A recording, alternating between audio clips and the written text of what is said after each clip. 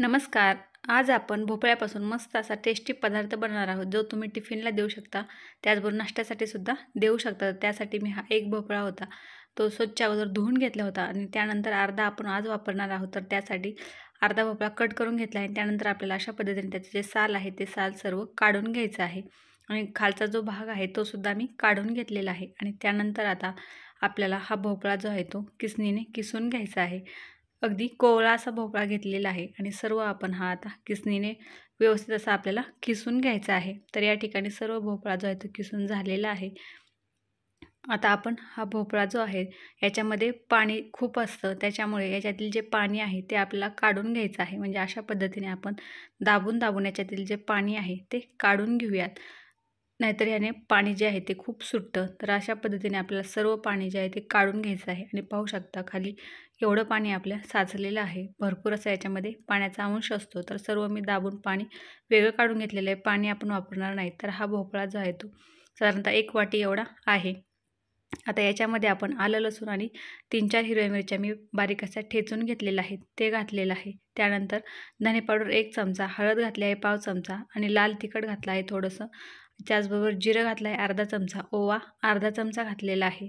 त्यानंतर आपण याच्यामध्ये मीठ घातलेलं आहे चवीनुसार, कोथिंबीर घातली आहे आणि 1 वाटी गव्हाचं पीठ घातलेलं आहे. त्याचबरोबर बेसन पीठ 2 चमचे घालायचं आहे. आणि सर्व हे आपल्याला आता हाताने एकत्र करून घ्यायचं आहे. जर गरज लागलीच तर आपल्याला याच्यामध्ये आणखी गव्हाचं पीठ वाढवायचं आहे, कारण आपल्याला पाणी न वापरता सुद्धा हे पीठ मळून होतं. भोपळ्याला पाणी सुटतं. त्याच्यामुळे आपण याच्यामध्येच हे पीठ जे आहे ते मळून घेतलेलं. साधारणतः 2 चमचे एवढं मला आणखी गव्हाचं पीठ लागलं.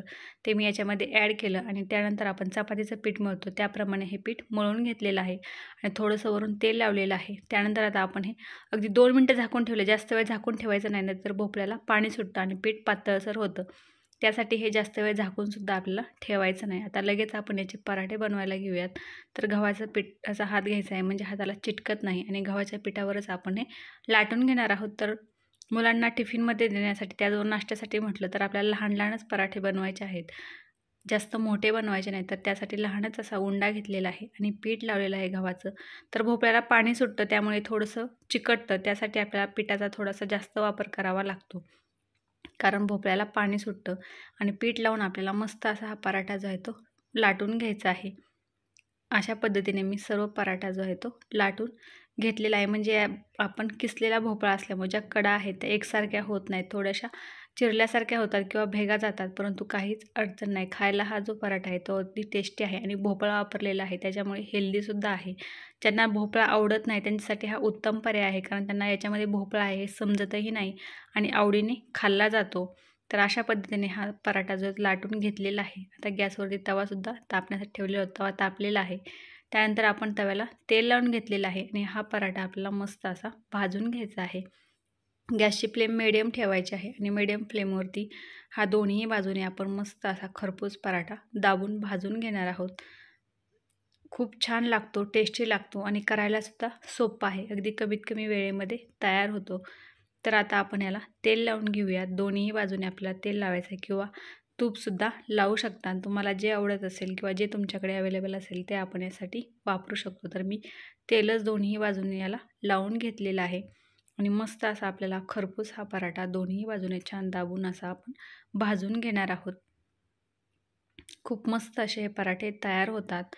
पाहू शकता दोन्ही बाजूने छान असा भाजलेला आहे. आता आपण काढून घेऊयात आणि हा भाजत आहे तोपर्यंत दुसरासुद्धा लाटून घेतलेला होता.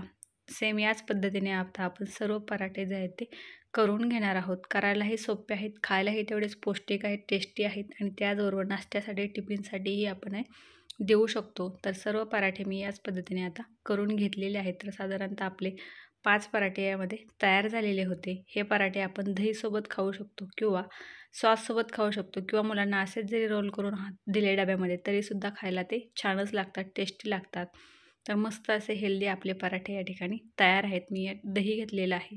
दह्यासोबत तर खूप छान लागतात, अप्रतिम लागतात. तर तुम्हाला आज बनवलेले हे भोपळ्याचे पराठे कसे वाटले ते कमेंट करून नक्की सांगा. आवडल्या चॅनलला लाईक करा, शेअर करा आणि सबस्क्राईबसुद्धा करा.